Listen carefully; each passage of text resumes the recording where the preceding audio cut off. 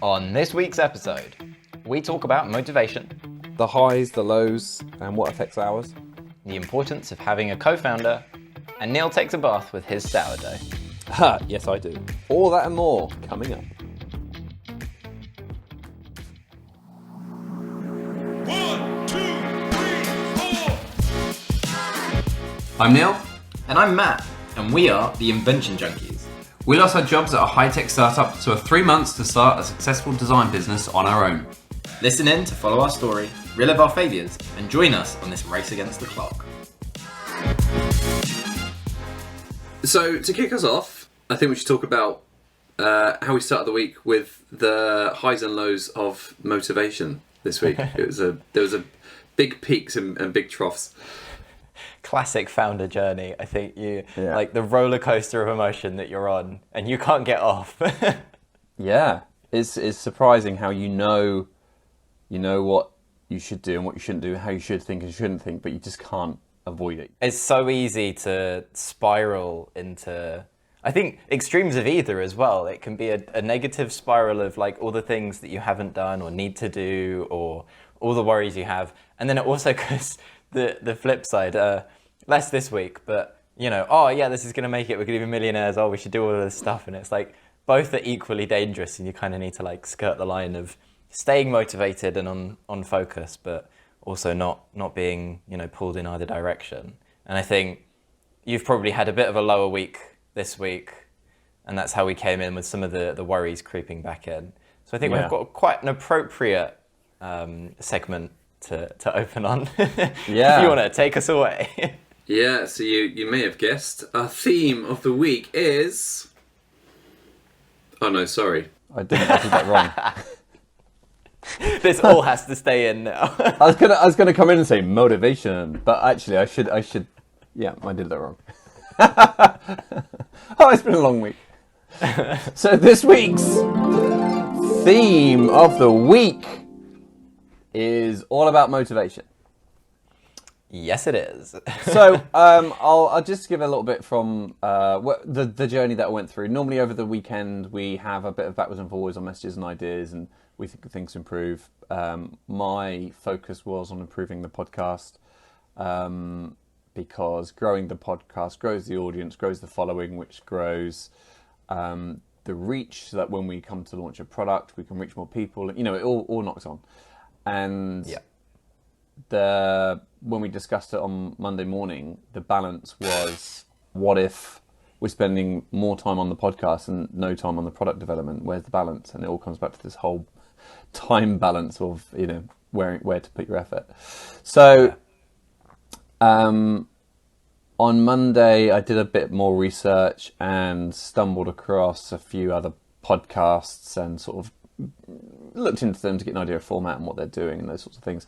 And I saw one which actually completely sucked the motivation out of me. And I didn't realise it at the time, but I think this was the thing that did it. And it was a guy who has a podcast, been doing it for a year, had a big following, interviewed various people, and nice guy, nothing against him. But the demotivating part that struck me was he was, 23, 24.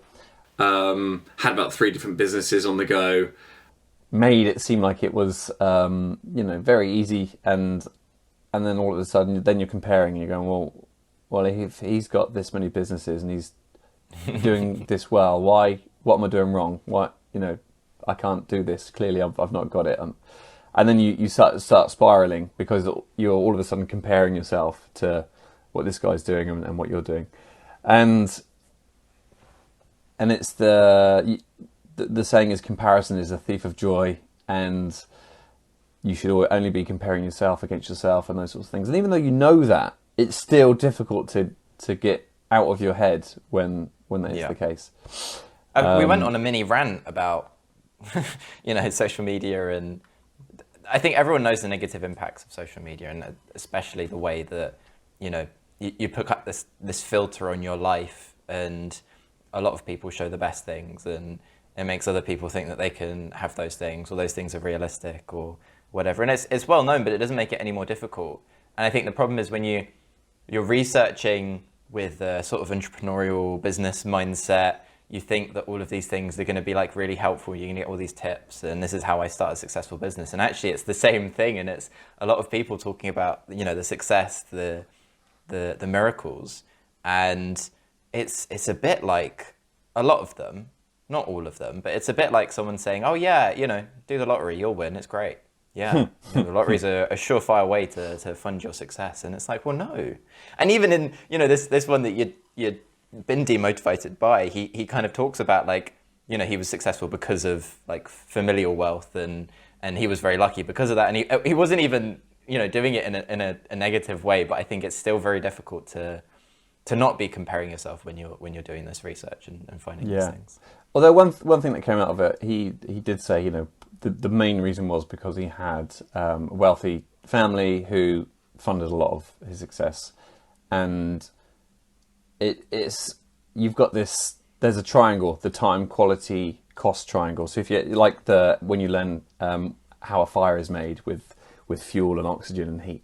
I love that that's what you went for. Like, all of our listeners are going to be like, yes, the good old fire triangle that I have burnt into my memory. Do you have a better example? No, mine is like speed, distance, time. I don't have it. Such an engineer. You know pyramids. You know the pyramids in Egypt. that three-sided shape. Yeah, it's called a triangle. So if you've got cost on one side, time on the other, and quality, you can never have all three. And I think the main positive I took out of this sort of thought spiral was, we're trying to do we don't have much time. We want everything done quickly. We want the quality to be high enough to our standards. And we're doing it low cost.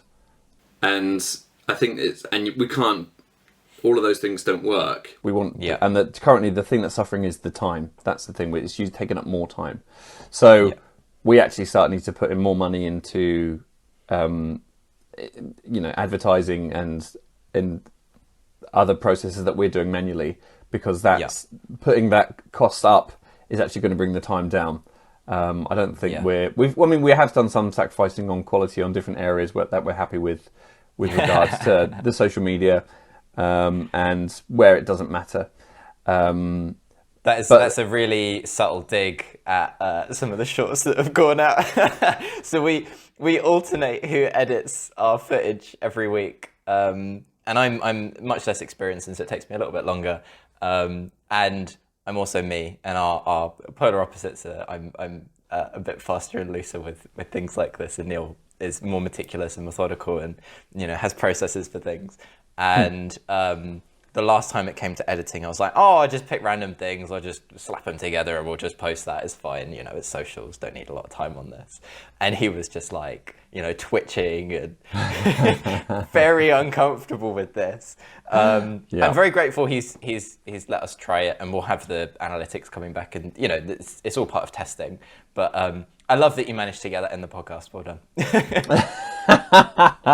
I wasn't actually thinking of that. I was thinking something completely different. But that's if you've got a lot of funding behind you, everything is a lot easier. And we're trying to grow things organically as quickly as possible. You just can't do it. You just can't do it. Yeah. You need to put the money in. So that was the thing that came out of it. And I think motivation is. You have highs and lows, and it's very easy to be motivated by get excited about the things that you're doing and how well things are coming together. There's going to be dips. I mean, we've been going for a few months now, so I think that was probably the biggest motivational dip that I had. And I didn't even think, this is a waste of time. It was more of a frustration that this isn't working as quick as I'd like it to. But the other side to it as well, I think the biggest benefit is having a co-founder to talk to help you through it. And I think we've both had wobbles along the way and needed each other to pull us out. And I've tried a few different times to start my own things, and they've never really gone anywhere. And it's because I think I needed that second person. And our personalities are similar in some areas, but different in others. So it's really good that our differences challenge us to get out of our own head, because, like you say, I can get stuck in a spiral of trying to make things perfect, and you'll say doesn't matter, And so, and I'm aware of that. So, like now, for example, with the shorts that went out, I was like, okay, this makes me uncomfortable, but let's just see. It's low risk. I'd never come in it from this way, so it's a nice way of thinking about it. I think that just to add on the flip side of that, I don't want it to come across like I just, bring you down to my level. There was a moment, I'm going to give a little bit away here, but we were doing some fabrication this week, and there was a moment when you wanted to like finish something off, and I was like, oh, do we really need to like finish it off like that? I was, sanding something down. And you're like, yeah, because like splinters and stuff. And I was like, you know what, actually, this is one of those moments where it does matter because we're looking at, user experience. And again, not going to try and give anything away, but I was like, he's right. This is something that's worth the details, worth the time. And so I took that responsibility. I was like, I'm going to do it. I'm going to prove that I can do this meticulous detail thing. You get on with the next step of the fabrication and I'll do this. And I made a point of like going down every groove with the sandpaper like I knew that you would. And I like made sure, and I was like running my hands up, and I was like, yeah, no, it has to be to Neil's standard of quality because this is important. But yeah, so I think you're absolutely right. It's nice that we can bring each other up when it's needed to the right level. Yeah, definitely. I think the other side to it as well is there's two sides to feeling like you're doing something useful. And yeah. So first part of the week you was doing some of the heavy sort of design stuff, and there wasn't much I could do, so I was doing more of the admin stuff, and quickly felt like I wasn't adding much value. So needed to do something where I felt like I was being more useful, and that was only up until like Monday, Tuesday, so it's only a couple of days, so it wasn't a roller coaster.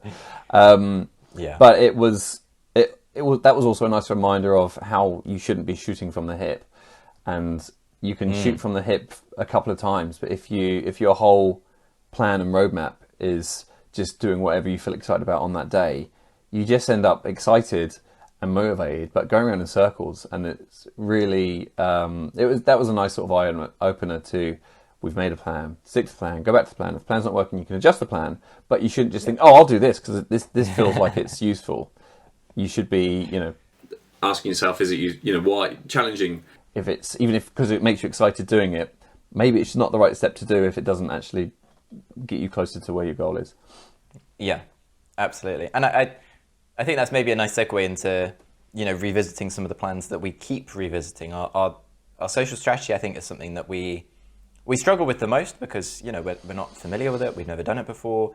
And it's this kind of stealthy juggernaut that everyone, oh yeah, social media, you need social media managers. It's this really important thing. You go, yeah, sure, whatever. It's just social media. I scroll social media. I know social media. This is easy. And then it comes to it, and you're like, this is not easy. Like, here's a monster. And we say it every week because I think it's the thing that we struggle with the most. It's the thing that we really battle with the motivation behind that of where we put our time. We could have the best product and not be able to sell it because we haven't done any of this social media. But we could have great social media and then not have a product to sell or have a rubbish product, and that would just completely kill our motivation and sense of purpose behind the business. I think that could be a bit of a limitation sometimes because you see the success stories that are demotivating. And I saw one about how this company grew their brand, their social media, by however many tens of thousands in a couple of days just by doing this big giveaway. And I thought, well, you could do that, obviously, if you had the stuff to give away, but that just made me feel like... You're just giving stuff away. You're just generating more stuff that the world doesn't need. Like, who needs branded hats and tote bags and all this sort of... it's just like... It's junk and it's crap that no one's ever going to want, and they want a free thing, and that's exciting for a couple of minutes, and then it ends up in landfill, essentially. So I think one of our downsides is that we are being quite, moral about what we're doing, and if it doesn't fit with what we believe in, then we're not going to do it. So we're not following the conventional rules as well. So that's yeah. Next week we'll be introducing the Invention Junkies beanie. You can buy it on. No, I'm joking. And tote bag and water bottle as well. Don't forget the water bottle. Don't get me started on water bottles. That is a rant for a whole nother episode. Please not today. I've heard it too many times. But we've been looking at how we make our social strategy a bit more personable, and thinking about one of the discussions was, you don't really connect with brands. I think there's a lot of work in connecting with a brand. You don't think, oh, Apple is my friend. I think even people that really love Apple or iPhone don't go as far as to think that they have this, relationship with Apple. But Steve Jobs, who is a really good comparison, is people really liked Steve Jobs and would follow Apple as a way of following Steve Jobs. And so this is going to sound like we're comparing ourselves to Steve Jobs. I do not think we are Steve Jobs. But we think it's easier to connect with people. So we've been practicing getting very uncomfortable and recording or talking about what it's like being a founder, and in particular of being a founder of a physical product company. There's a lot of niche things that come out when you're actually making something that's real and tangible and in the physical space. And so we're looking for the little quirks in what is our everyday lives that other people don't necessarily experience because they're not doing the things that we're doing. And I practiced earlier this week. I sent a video to Neil because I had a number of 3D printers in printing. One of them has quite a large, noisy fan, and I'd put it in my kitchen because I didn't want it to keep me awake overnight because otherwise it would have been close to the bedroom. Nearly killed myself getting this thing down the stairs anyway. And the video was basically just, this is my kitchen. I'm basically shouting, you can't hear me. I leave the kitchen. This is the other room. You can't hear me because the other printer's going. And he thought, oh, that's really funny. It shows, what we're up to. And then one of my favorite things you've ever told me, you have to tell everyone about your dough. Well, this was Wednesday now. So I'd climbed out of the pit of despair and was now much more motivated because we had a good day Wednesday. It seems like we had a lot of wins Wednesday. Wednesday. Yep, thank you. And we'll talk about those in a sec. But yeah, a lot came in at the same time. And so motivation peaked. It was like, great, this is all good. So very keen to... I forget what I was exactly doing on Wednesday afternoon, but I was also making some bread. Which was a sourdough loaf, which you do the day before. And it's actually you was coming around on Thursday, so I was sort of prepping it. And, trying to impress me, yeah. Yeah, I just make bread in my spare time. It's easy. I've got loads of time. And this particular recipe needed you to sort of fold it in the bowl every 20 minutes or whatever it was. And I was losing too much time running downstairs to the kitchen to fold this bowl of dough and put the cling film back on and then wash my hands and obviously before and then after because I'm doughy handed and then come back up. It wasn't working and I was getting frustrated that it was taking so much time. So I brought the bowl of dough up and put it in the bath, which is the bathroom next to me. So that every time my timer went off, I just quickly run in the bathroom to do this thing with the dough, which is in a bowl in the bath. It wasn't just loose in the bath. And then bath full of sourdough, love it. Yeah, I just cut out the time it took me to run downstairs because it wasn't just walking to the kitchen. It was on the way. I'd meet all the various people in the neighbourhood who are in a house every day. It's quite a social house. Who I'd have to chat to or feel bad about not talking to, and I cut all of that out. So that was yeah. I hope. And these are the 1% that people talk about stacking up as, I bought the sourdough up to the bath so I could save an extra couple of minutes, so I could spend those couple of minutes doing whatever it was, CAD or business focused stuff. There was another moment which I really liked, and this is probably going to start bordering into the in-person day, which was we've had snow in the UK this week in November, and I came down to Neil's, and the snow started falling, and then it got heavier and heavier, and it was pretty cold, as you'd expect when it's snowing. And Neil's shed is at the end of his garden, and we kind of like trudge through the snow with this fabrication that we have to do. And I've got a little clip of us just sort of shivering in the shed, and you're like there with the table saw, and it's just like blizzard outside, and it's just like, what are we doing? we're choosing to do this. Like, no one's forcing us to do this. But I think that's the nice thing, is even in the lows of sort of like morale, there's still this intrinsic motivation, and I don't regret a second of what we're doing. Yeah. Should we post those clips somewhere? Yes, we should. Talk us through some of the wins we've had. Yeah, let's go through our wins this week. We Shouted out a company called Fairphone last week on the socials and tagged them in a couple of posts. And we got an interaction back, which was nice. Yeah, they commented back on a couple of posts on different platforms. So we called that one a win. That's a win because when a company with a big following interacts with your page, it helps boost the reach that the algorithm pushes you to, and those sorts of things, and everyone sees that they have commented on yours, so it gets more eyeballs on your pages. So that was good. And it's a little bit of validation as well that someone's seen this thing, like it's gone out, someone's seen it, and they've gone, oh yeah, look, I like this. This is. I know it's easy to put companies on a pedestal, and Fairphone are quite a big company, but the fact that they're taking notice of us is nice, and it warms your heart a little bit. Yeah, definitely.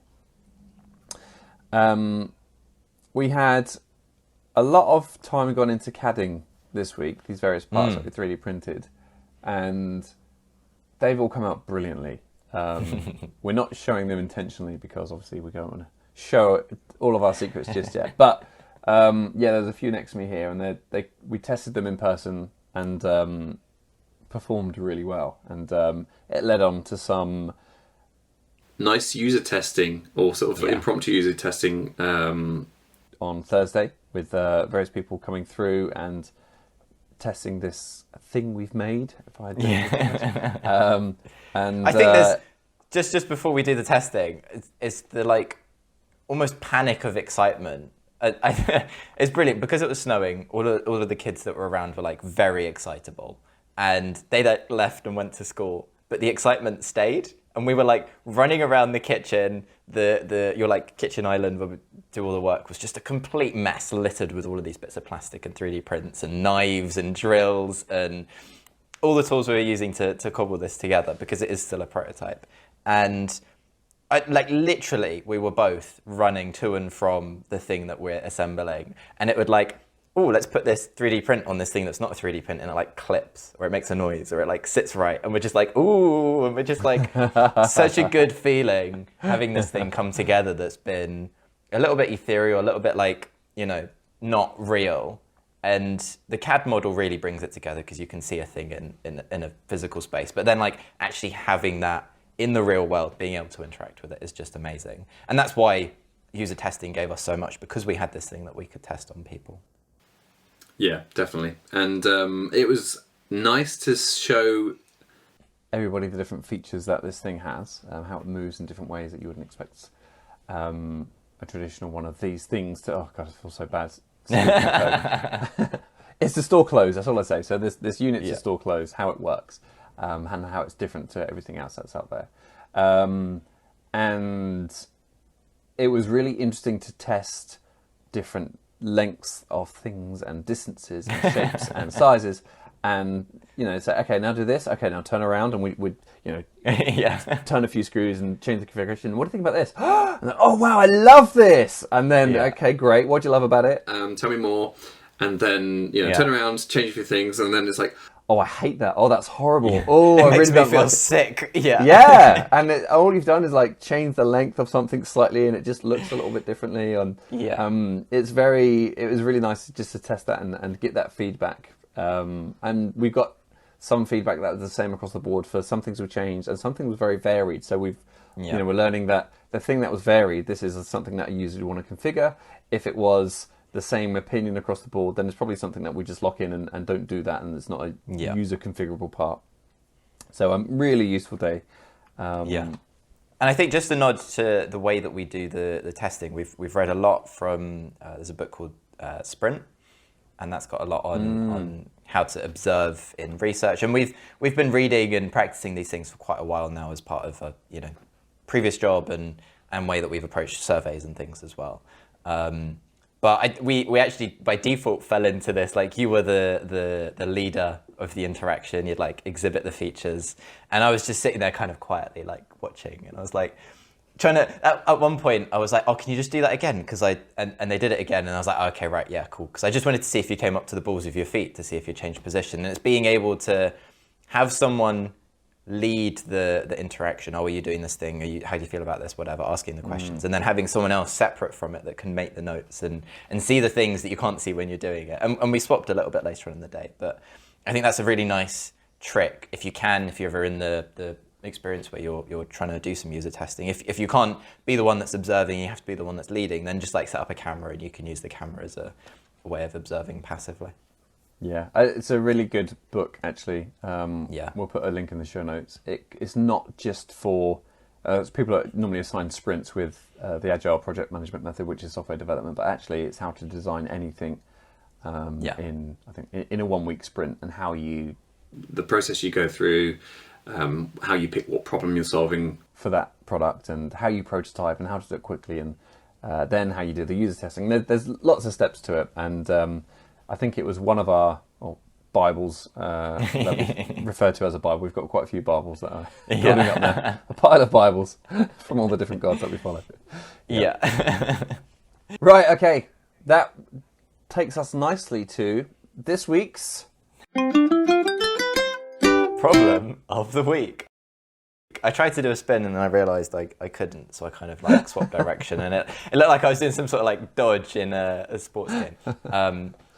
Problem of the week. Our problem of the week this week comes from a listener, which is our favourite thing ever, because it means we've had an interaction. Someone is out there listening and has heard our call, our desperate plea to please send in your problems.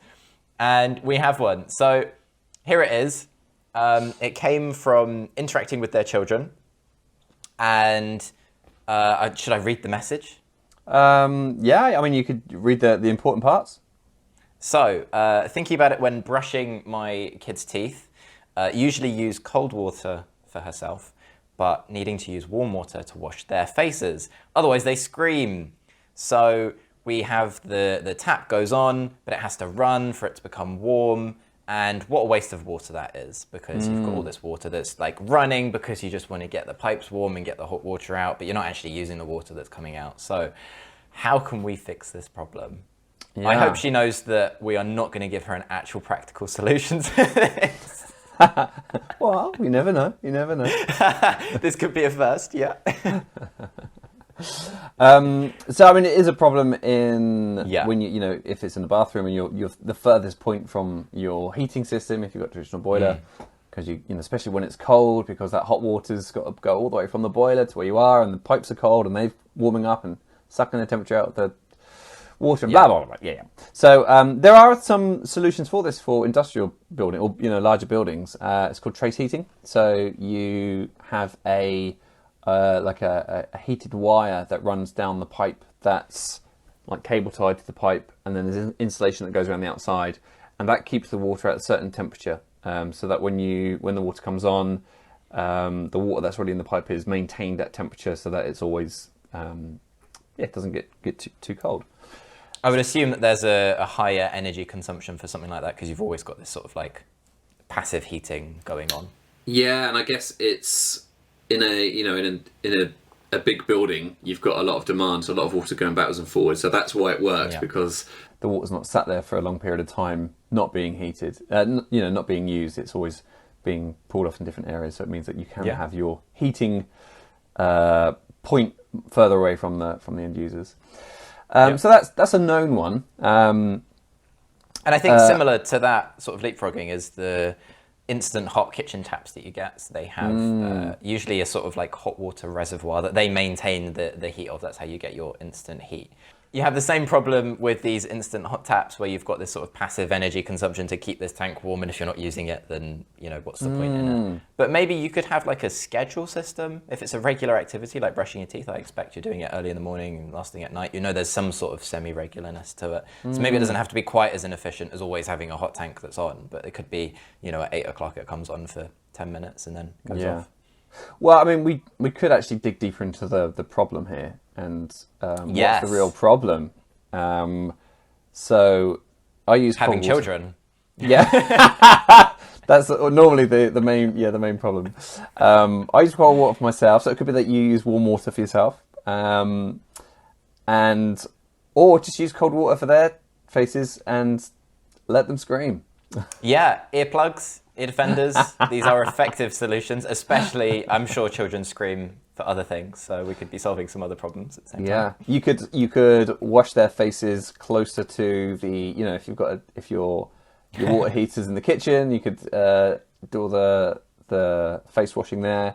You could wash faces at the time of day when you've got, you know, maybe after you've done the washing up and you've got a sink full of dishwasher water, which is still warm. Use that, so you're not, you know, it's not just you're reusing wastewater. That could be another solution there. I know that there's a growing trend, and there's this thing about water recapture. So there's different grades of water. You say grey water is water that's come out of a tap but isn't necessarily dirty water. I think brown water is water that comes from a toilet that's usually been used. So you get these I think toilets that use the cistern to wash your hands, so it's not like a waste of water. Obviously, you don't get heated water from that. But maybe there's some sort of water recapture so that you're not losing this water that's come off your tap in the first place. I know there's some showers that are starting to recapture the same problem. You know, when you turn the shower on, you've got to wait for the shower to get hot. So it's not just an isolated issue in the sink. I mean, that's actually parallels to our sewage problem we spoke about a couple of weeks ago. Yeah. Because this is how the sewers get overwhelmed, is because of there's no segregation between grey water, which is, you know, runoff from sort of basins and stuff, and sewage water from your toilets, and water off the roads as well. I think that's still classed as grey. But there's no reason why that couldn't go into a system where it needs much less cleaning to be used, or I don't know, it goes into a tank under your house so you can use it in the summer to wash your garden with, or, you know, water your garden. Yeah. I also think maybe there's another solution in the way you kind of practice these things. You could turn the kettle on, use warm water from the kettle, but I'm not advocating that we wash children's faces with boiling water. Please don't do that. Glad you put that caveat in there. Because I'm not sure that would help with the screaming. I mean, you could, the local heating is a solution, I think. But I just don't like those hot water taps that you get the instant boiling water from, because of the big tank you need underneath it.